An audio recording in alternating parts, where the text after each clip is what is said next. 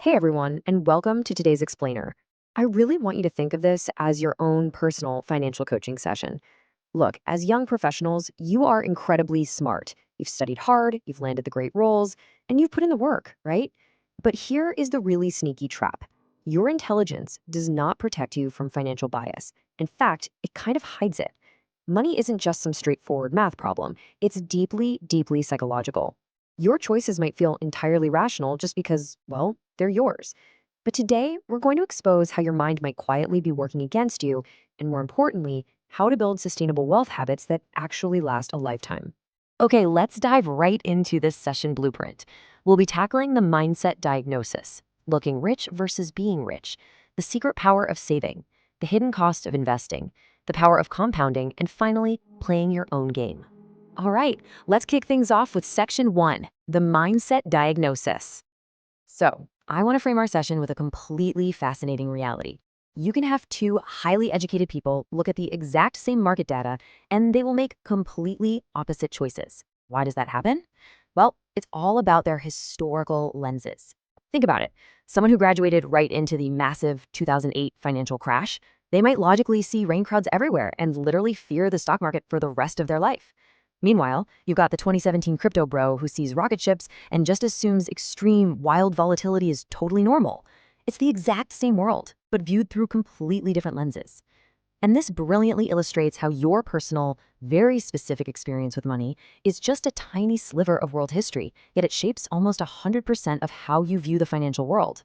Because we all have these unique lenses, we tend to build financial plans like we're machines operating on a spreadsheet. But here's the thing. Actually, scratch that. Here is the absolute truth. Spreadsheets don't panic. Spreadsheets don't feel jealous when comparing themselves to peers on social media. But you do. I love how author Morgan Housel puts it. You're far better off aiming to be mostly reasonable rather than trying to be coldly rational. A perfectly rational, data-backed plan is completely useless if you just abandon it the second you feel stressed out. Sustainable financial plans absolutely must leave room for human emotion and, frankly, human error. Moving right along to section two, looking rich versus being rich. Okay, this is probably the most common pitfall for young professionals who suddenly see their paychecks growing. Let me ask you directly and be really honest with yourself. Why do we actually buy expensive things? Usually, the drive for that massive luxury watch or the exotic sports car is a totally misaligned quest for admiration. We think to ourselves, man, if I have this, people are really going to respect me. But human psychology plays such a cruel trick on us here. It's known as the man in the car paradox. Think about the last time you saw someone driving a brand new Ferrari down the street. You probably didn't look at the driver and think, wow, that specific person is so successful and admirable. No way. You looked at the car and pictured yourself behind the wheel. The paradox is that we buy all this expensive stuff to impress people who aren't even paying attention to us because they are way too busy imagining how good they would look with our stuff. The fastest way to go broke, for sure, is trying to look rich. We always judge wealth by what sits right there on the surface, but true wealth is actually what lies hidden below. You might see a flashy $100,000 sports car, but what you don't see beneath the surface is the crushing $100,000 loan and the absolute stress of keeping up with those monthly payments. Being truly wealthy is about the money you intentionally didn't spend to upgrade your lifestyle. It's those silent, unglamorous choices that actually buy you your freedom. That brings us to section three, the secret power of saving. For young professionals, there's this massive obsession with just earning a higher and higher income. But the true engine of wealth building, it isn't earning, it's saving. And I absolutely love this reframing. Savings is simply the gap between your ego and your income. As your paycheck grows, the temptation is to let your ego grow right alongside it. You start feeling this deep need to prove your success to the world. And that exact dynamic is exactly why incredibly high earning professionals frequently end up living paycheck to paycheck. Let's look at what we call the high earning trap. Picture a lawyer making, say, $250,000 a year. They're driving a brand new Porsche, paying for top tier private schools, and dining out 5 nights a week. From the outside looking in, it looks like the ultimate picture of wealth. But behind the scenes, there is literally zero breathing room because their lifestyle grew just as fast as their income. A single unexpected crisis, like medical emergency or a job loss, will completely collapse their entire financial life. Building wealth isn't about needing more. It is entirely about needing less. All right, let's jump into section 4, the hidden cost of investing. So, what do you do with those savings once you have them? You invest them, naturally. But the market can be absolutely brutal, and we need to completely reframe how you look at downturns. So, the crucial point is this: market volatility is a fee, not a fine. When you get a parking ticket, that's a fine. It means you did something wrong. But when you pay a fee, well, that's just the price of admission. Investing doesn't come with a neat little receipt. It comes with the emotional cost of fear, doubt, and sometimes regret. You have to expect this discomfort. It is simply the mandatory toll you have to pay for those big long-term gains. To put that into perspective, look at these staggering numbers for Netflix. Between 2002 and 2018, Netflix delivered a total return of over 35,000%. That is unbelievable. But to actually capture that life-changing wealth, an investor had to spend 94% of that time watching the stock sit below its all-time high. 94% of the time. They just had to sit there with that discomfort. If you try to avoid that emotional fee by jumping in and out of the market, you are going to miss the massive wins. Let's move on to section 5, the power of compounding.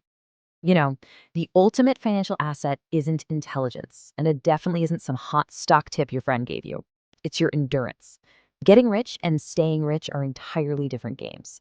Getting rich is all about playing offense. It's like drawing your swords, taking bold risks, and leaning heavily into optimism. But staying rich, that is pure defense. It's raising your shield, employing extreme caution, and having the sheer resilience to survive catastrophes. Survival is the only thing that actually allows compounding to do its heavy lifting over the decades. Now, what's really interesting about this is Warren Buffett's timeline. He is worth around $160 billion today. The guy started investing when he was just 10 years old, and he was a millionaire by age 30. But check this out. Over $156 billion of his net worth came after his 65th birthday. Crazy, right? It just proves that his real secret wasn't chasing one-time explosive wins. It was simply earning good, consistent returns without blowing up his portfolio for over 80 years. Time, literally just sticking around, is the most powerful force in finance. And finally, section 6, playing your own game. As you're out there building wealth, there is an immense danger in copying the financial moves of people who have totally different goals and timelines than you do. You really have to understand how rare true explosive success is in the market. Since 1980, just 7% of companies in the Russell 3000 index drove all of the market's net gains. We call these tail events because huge success is so incredibly rare. Your main job isn't to be a genius and be right all the time. Your main job is simply to avoid single points of failure, so you can just stay in the game long enough to catch one of these massive rare wins. So, what is the ultimate goal of catching those wins anyway? It definitely isn't buying more stuff. There was a famous 1981 study by social scientist Angus Campbell, and it found that having a strong sense of controlling your own life is a far more dependable predictor of happiness than literally any luxury item you could ever buy. The highest dividend money pays is controlling your time. It's the ability to wake up in the morning and say, I can do whatever I want, with who I want, for exactly as long as I want. So, bringing it all together, here is your sustainable wealth playbook. First, define your own game. Just tune out all that loud advice meant for day traders or people just trying to show off online. Second, moderate your lifestyle. Keep that gap between your ego and your income wide, so you leave yourself a massive margin of safety for when the unexpected inevitably happens. And third, use that gap to buy back your time. I want to leave you with this final, provocative thought as you head into your next work week. Take a hard look at your checking account, look at your next paycheck, and ask yourself honestly, are you building wealth just to buy more stuff for people who aren't even really paying attention to you? Or are you building wealth to buy back your freedom? Make the choice that lets you sleep peacefully at night. Thanks so much for joining me on this explainer, and I'll see you next time.